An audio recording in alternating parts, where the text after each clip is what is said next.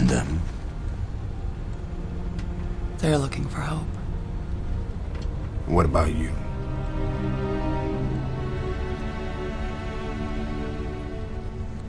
Redemption.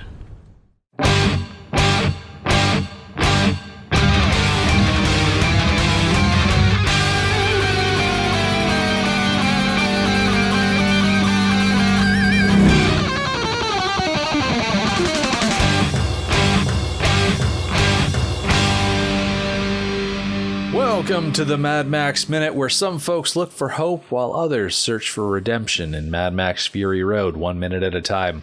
I'm Rick. And I'm Julia. And today we're talking about minute 77, which begins with Max pointing at the wives sleeping in the back seat, and it ends with Furiosa scanning the horizon with her binocular type things. There goes from 2 eyes to 1 eye. I don't know what you call something like that. But anyway, back again with us today are Gary, Roby, and Victoria Cope from the Harry Potter Minute. Hello, hello. Welcome back. Thanks for having us back. So as we kick off today, Max has just heard Furiosa talking about how this is the best shot she'll ever have. And so Max turns around and he points to everybody in the backseat. All of the wives are pretty much conked out. I think Nux is still somewhat awake, as we're going to see him moving around later on in the minute here. But Max is like, well, what about all of these people? Like, I know you want to get to the green place, but I guess they want to get to the green place too. Like, what's their deal is what he's trying to get down to. Yeah, are they willingly along for the ride? Do they know what they're in for? Like, how do you know that there's going to be a place for them where you're going? There's a lot of baggage here. Like, Max knows firsthand that you don't automatically fit into any one place that you find yourself in the wasteland. So they have to have some sort of motivation that would get them to go through so much trouble. Yeah. And Furiosa explains that the thing that the wives are looking for is hope. The green place is very much the promised land for them. It's somewhere of not wealth, but plenty. Mm-hmm. In a way, that's what I get from just the name alone, like the green place, the idea that people have settled and don't have to like scrounge for resources the way that they do at the Citadel. And continuing on, which I think it's been a while since we've talked about it, with the religious imagery. Yeah.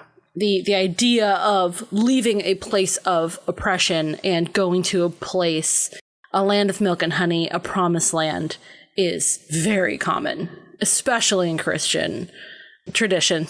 And not just Christian tradition, but you could argue it's the bedrock of Jewish tradition. Absolutely, Going yes. out of Egypt, out of captivity specifically, mm-hmm.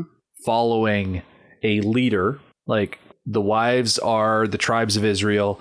Furiosa is Moses. The war rig is the pillar of smoke. I don't know. I'm starting to paint myself into a metaphorical corner here with the way that I try and draw these parallels, but you get the idea.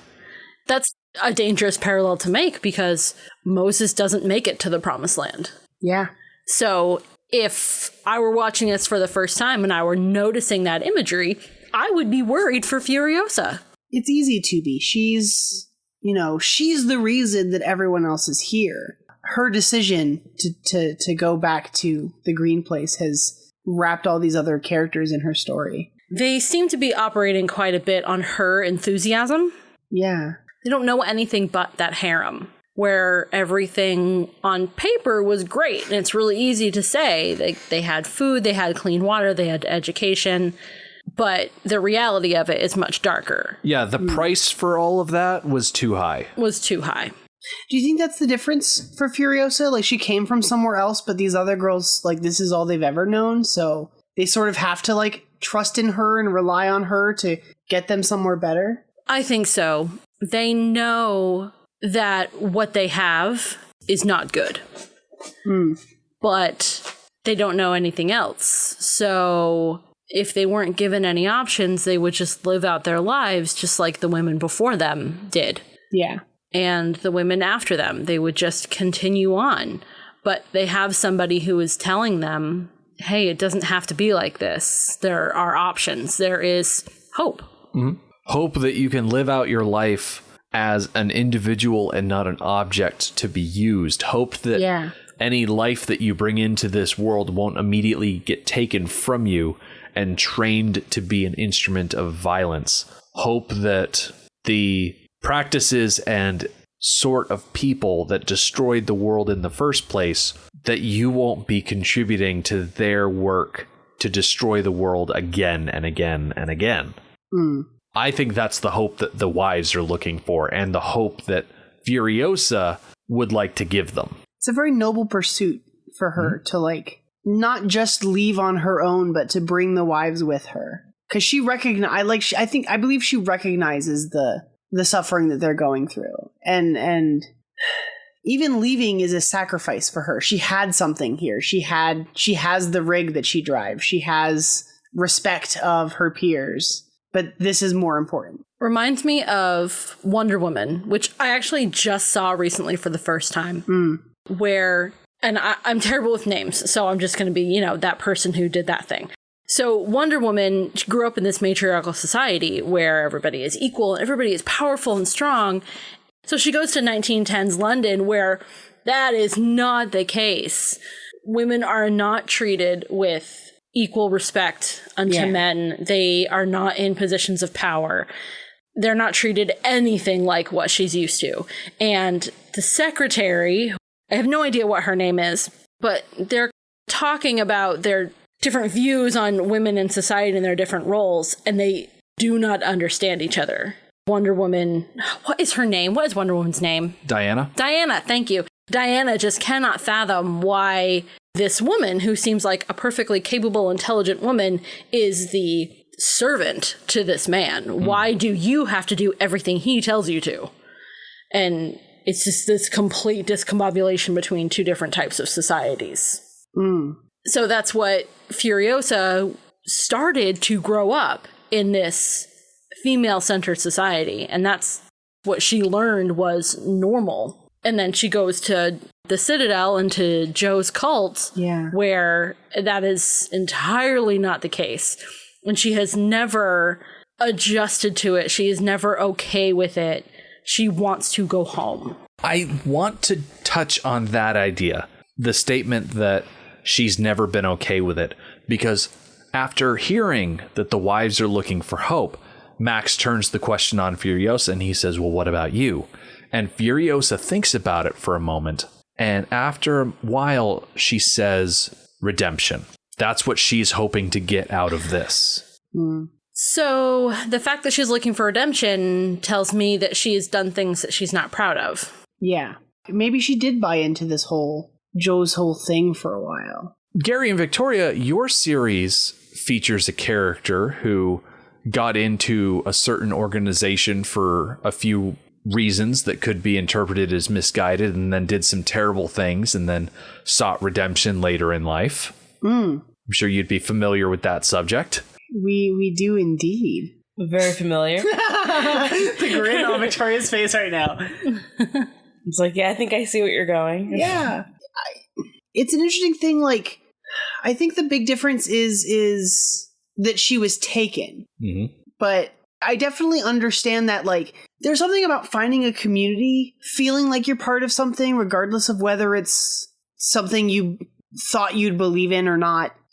It's easy to have sympathy for a character like Furiosa, like Snape, like someone who like bought into this ideology that ultimately proved not to be beneficial for themselves or the people around them. And that sort of fight for redemption is something that I don't think is ever really over. I hear Furiosa say redemption, and it makes me think that there was a certain point in her life where she started to buy into the idea of being an Imperator, of being part of this force, of doing things for the Immortan, because she saw the possibility for moving up, the idea of advancing in power and allowances, and she did things that she's not necessarily proud of right now. Yeah. At the time, I'm sure it worked for her, that she saw the things that she was doing in Joe's name as something worthy of glory,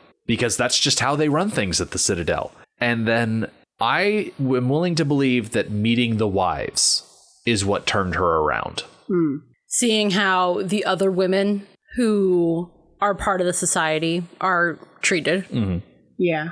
Maybe you guys have touched on this already, but like why is Furiosa's position different? Why is she not just one of the wives, and instead she's the driver of the war rig? Now, we've discussed in the past that if you are a healthy individual that's not riddled with cancers and things like that, that pretty much guarantees you an advanced imperator position inside of Joe's organization. But Gary, you raise a good point. Furiosa is also a woman, and she's not conventionally unattractive. Yeah. So you would think that Joe would find her, scoop her up, and throw her right into the harem. But from what I've read of the background information in the comics is that Furiosa was not fit for that life. Interesting. She did not possess the qualities that would make her a good breeder. I think just with how, like, what we know about Furiosa or how she's portrayed on the screen, like, I feel like her, I don't want to call this from Joe's perspective, I guess it's a betrayal, but, like, I feel like if she had been put in the position of these wives, I think that this turn would have happened a lot sooner. And maybe that's, again, like, going back to the reason why she's saying she's looking for redemption. Like, she had this position of power that the other women of this society don't have the opportunity to kind of grow for. I don't know. She just seems like the kind of spirit that, like, if someone tried to put her in a position of servitude, she wouldn't stand for it. I think that some people like that, the type of people who won't stand for things, they're born that way. That's their personality. And then other people, they have to grow into that position. I feel like she probably grew into it. Then maybe once upon a time, she was go with the flow. And, okay, if you want me to drive this rig back and forth, I will do that. And maybe over time, she saw enough injustice and experienced enough injustice that she became the sort of person who wanted to and was able to stand up and say no. And this is her ultimate stand up and say no. She finally found herself in a position where she could, like, take meaningful action. Exactly. She had the war rig. She had opportunity. She had the timing. Yeah. And when she was given the opportunity to take that shot, she took it. And here we are as a result of that. Good for her. And I like how Max doesn't pry. He doesn't need to know every element of her backstory. Yeah. She says redemption, and Max is like, okay. He doesn't say it. He just kind of nods and goes back to looking out the window. But that's all he needs to hear. Yeah. He understands the hardship of living out here. Mm-hmm. And she's not the type to say more. Her pauses are very loaded. She is thinking about how to respond to his question. What about you? Why are you out here? And I'm sure that many of the things that we've been discussing over the last few minutes ran through her head, and she's been reviewing, why am I out here? And she came upon this decision to say redemption, but she doesn't say that out loud. That's all for herself. So her and Max, there's a bit of kindred spirit going on. Yeah. Both of few words, and they like it that way. Going off of the idea of kindred spirits, we cut into the back seat of the war rig, and Nux is sitting there. I like how he has taken up the position sitting next to the door that was torn away. He is the human shield to keep people from falling out because he's got his leg propped up against the door frame. But we really only see Nux leaning back in the seat, and then Capable is leaned up against him, and he's got his arm out. So she's nestled right up against him. Which, once again, it struck me that this is probably the first time that he's ever been snuggled like this. And these are the things that we have seen between him and Capable. Those are just the nice things about relationships. A kiss on the cheek, a snuggle up against him, taking a nap. Like, those are just the really nice things about having a partner. And he's never had those before.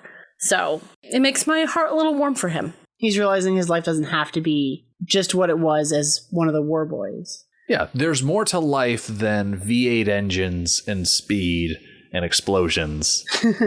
Valhalla. There are softer things. Yeah. And speaking of softer things, he looks down at Capable's shoulder and there's a bug crawling on her. So he puts down his fingers and he lifts the bug off of her because I'm sure that's the last thing you want to see crawling up your arm when you're taking a nap. And so he lifts it off and he sits there and he's examining this little bug crawling around his finger. And I think it's an interesting metaphor, the idea that there's this tiny, insignificant creature. It's involved in a situation that's so much larger than itself. And I'm sure Nux is just sitting watching this thing crawling around and contemplating the importance of his life and the scale of things. Oh, wait, nope, he ate it. Never mind. He eats it. Yep. He ate it. He ate it. I was just watching the minute now, and I'm looking at him watching it, and he just throws it in mouth. And I'm like, oh, yeah. Oh, yeah. Yeah, he ate it. Like it's nothing. Just Nom. Yep. protein. That is Yes. a chicken nugget with legs. Ugh. So Gross. I love watching that moment in hindsight, knowing that he's going to eat the bug. That he didn't pull it off of her shoulder because, ew, who wants a bug crawling on them? He pulled it off of her shoulder so that he could eat it. Yeah. Oh, food. like, she's not going to eat it. She's taking a nap. Why let it go to waste? It's fair game. Like, are you gonna eat this? You need that? No? Do you mind? Oh. Not like that. No, definitely not. Just plucked it off. Just gross. Yeah. Julie, have you ever eaten a bug? Not on purpose. I mean, there's a whole thing about spiders crawling in your mouth yeah. True. as you sleep. That whole thing. Whether that's true or not, I don't know. But I've never eaten a bug on purpose. Yeah, I think I've accidentally eaten a moth that had crawled into a Fritos bag. But Ah, Oh. yeah, that was not no, anything ew. that I would repeat. Of the bugs you could eat, a moth? That's disgusting. Yeah, it doesn't have a good Right? texture to it. Ew. Does not have a good mouthfeel, and it probably isn't all that nutritious. So I looked up some information about eating bugs Okay. from Medical News Today, and they have this little article, and it talks about how the practice of eating bugs is known as entomophagy. Okay. Back in 2013, the Food and Agriculture Organization, or FAO, of the United Nations found that around 2 billion people worldwide eat insects as part of a traditional diet. Beetles are the most common type of insect that are eaten, followed by caterpillars, bees, wasps, ants, grasshoppers, locusts, and crickets. All in all, more than 1,900 insect species are considered edible. Going on with that report, they talk about how insects are highly nutritional. The majority of them are rich in protein, healthy fats, iron, and calcium. They're low in carbohydrates. In fact, the authors of the FAO report claim that insects are just as, if not more, nutritious than commonly consumed meats such as beef. For example, 100 grams of cricket contains about 121 calories, 12.9 grams of protein, 5.5 grams of fat, and 5.1 grams of carbohydrates. While 100 grams of ground beef, it does contain more protein, about 23.5 grams, but that's only 3 or 4 grams more. But the beef is also higher in fat. It contains about 21.2 grams, whereas the insect ones is only 5.5. That's like 4 times more fat in beef for only 3 or 4 grams more protein. You're still not going to change my mind. So the low-fat content of insects has led some researchers, such as those involved in the FAO report, to suggest that entomophagy may be an effective way to combat obesity and its related diseases. The benefits of entomophagy do not stop at weight loss, however.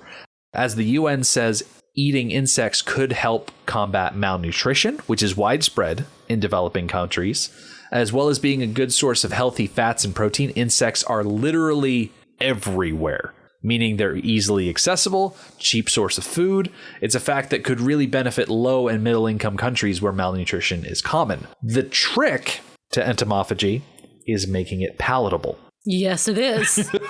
Yeah. Yeah, I don't think it would end up tasting very good. I've eaten bugs on purpose. Like, What have you eaten? I know it sounds ridiculous. Oh no! When I was like in 6th grade camp, it was like a thing where they they had different types of like foods and candies that had real bugs in it. Okay. And one of the things that I remember having was like it was like a small packet, probably like the size of like a Fun Dip packet. You remember Fun Dip? Yeah.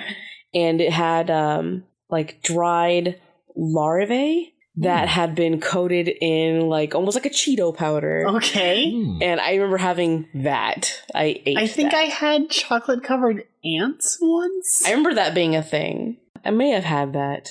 I've also seen like those hard candies that have Yeah, like, they have a bug inside. bugs of it. inside them, like I feel like that's different because you got to suck on it and then, and then all of a sudden you have a bug in your mouth. Ew. You might as well just pop the bug in your mouth at that point.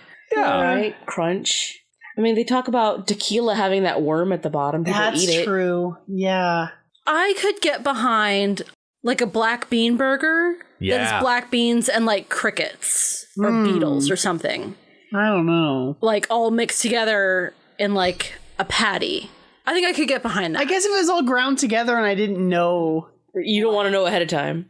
Well, I think that there's a difference between like, oh, this patty was made from ground up crickets versus like, here's a hard candy with a cricket in it. Right.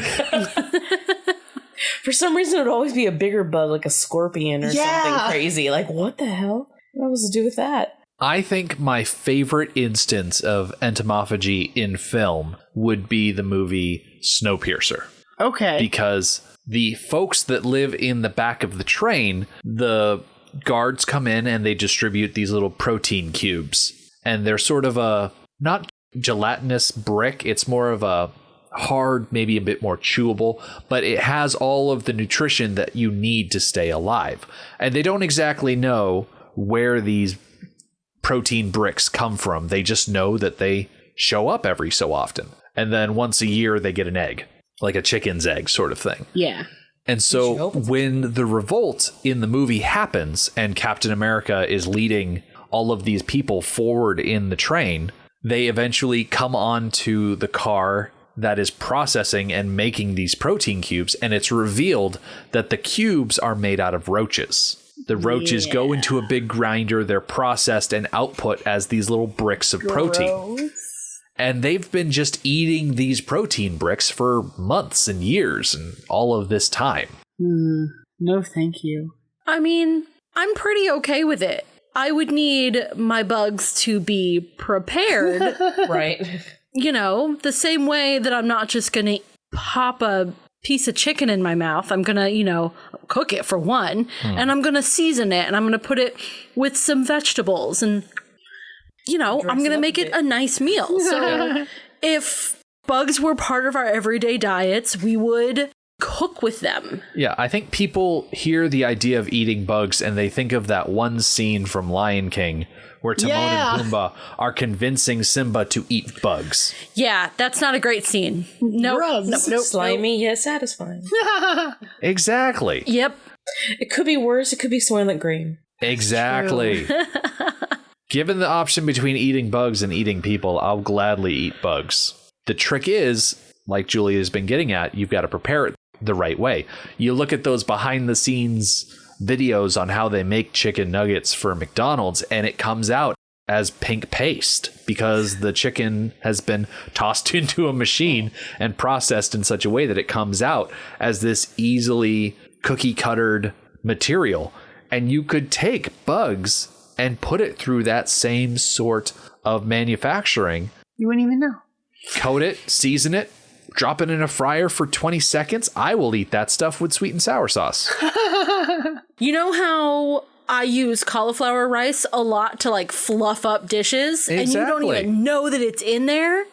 Same thing. You just throw some crickets and beetles into the chicken McNugget goo. You never know.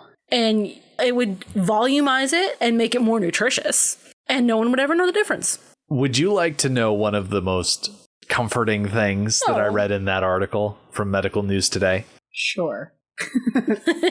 You may already be eating bugs on a regular basis. That doesn't Not because they crawl into your mouth, but because the Defect Levels Handbook from the U.S. Food and Drug Association shows that when it comes to food products, there's nothing wrong with a little bit of bug. The organization states that it is acceptable for 100 grams of chocolate to contain up to 60 insect fragments within 6 100-gram samples, while peanut butter can contain up to 30 insect fragments per 100 grams. Wow. See, I think they should be doing it on purpose because it's happening anyways. All right. I feel like with peanut butter, that'd be acceptable. Yeah. Yeah.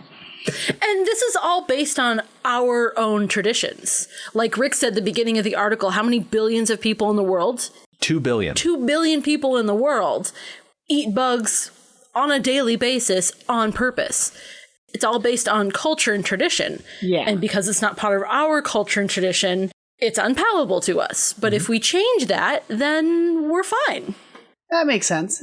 We can watch this minute and gross out when he eats this bug, but it doesn't bother him. This is just a snack. Yeah. Yeah.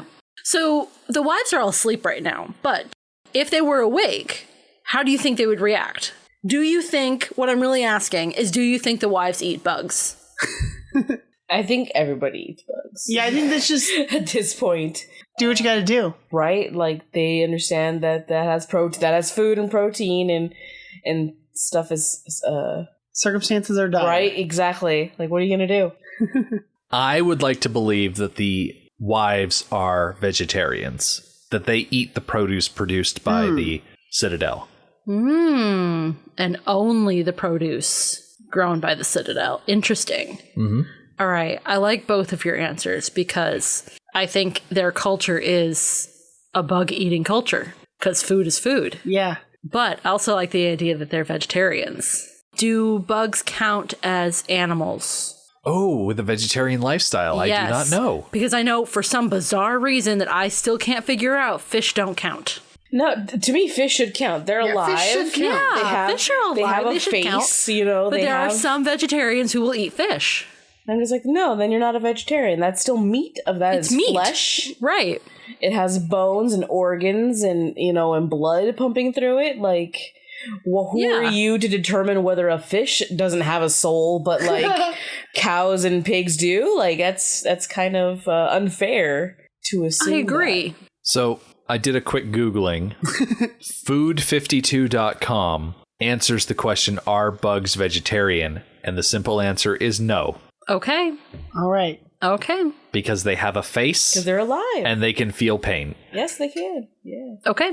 All right. No eating bugs. Would you please ask the question, are fish vegetarian?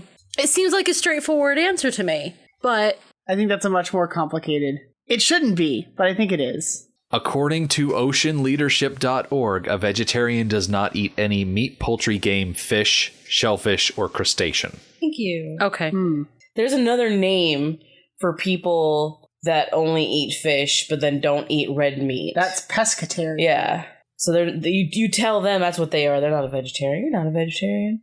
You're a pescatarian. Well, that's the thing is, like, when I grew up in a very Catholic house, and so during Lent, you're supposed to, like, not eat any meat on Fridays. Yeah. But then we'd still have, like, fish dishes or shrimp or whatever. And I'm like, what? I think that's where I got that idea that some vegetarians eat fish is from Lent and Fish Fridays. Those darn Catholics. Oh, man. But getting off of the subject of eating bugs, we come to the end of this minute with the war rig coming to stop at a top of a dune, and Furiosa pops out the top and she's scanning the horizon. She's looking for the next landmark because they've been just driving through dunes for goodness knows how long. And as she's looking around, Toast, who has woken up from her nap, sees something in the distance and just says, "Hey," and the minute cuts off.